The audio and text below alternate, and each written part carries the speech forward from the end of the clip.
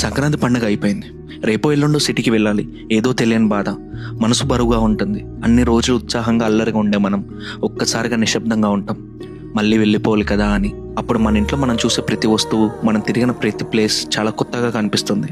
చూడగానే ప్రయాణం చేసే రోజు రానే వచ్చింది. అమ్మ నాన్న ఎక్కువగా ఏమీ మాట్లాడరు. ఏరా అన్ని సర్దుకున్నావని నాన్న. 2 రోజులు ఉండరా అని అమ్మ. ఆ ఒక్క మాట వినగానే ఉండిపోవాలనిపిస్తుంది, కానీ ఉండలేని పరిస్థితి.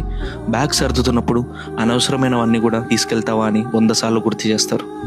అమ్మ చేసిన పచ్చళ్ళు, పిండి వంటలు, పొళ్ళు అన్నీ పెట్టుకున్నాక బెంగ ఇంకొంచెం ఎక్కువ అవుతుంది. తెలియకుండానే కోపంగా చిరాగ్గా ఉంటాం. పాపం అది వాళ్ళ మీద కోపం కాదు, వెళ్ళటం ఇష్టం లేక. కానీ తప్పదు.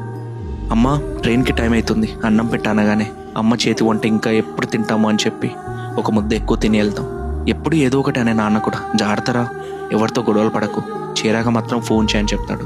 అమ్మని ఉదారుస్తున్నప్పుడు అనిపించింది, మనం ఎంత పెద్దవాళ్ళైనా వాళ్ళకి ఇంకా చిన్నపిల్లలమే అని.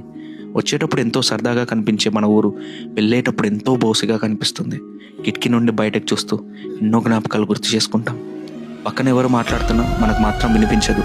ఊరు మెల్లగా వెనక్కి వెళ్తుంటే మనసు మాత్రం అక్కడే ఉండిపోతుంది. ఫ్రెండ్స్ నవ్వులు, అమ్మ చేతి వంట, బావాయిల పలకరింపులు, ఆ గాలి అన్నీ అక్కడే మిగిలిపోతాయి. సిటీ దగ్గర పడే కొద్దీ మళ్ళీ అదే life, room, office, traffic jam.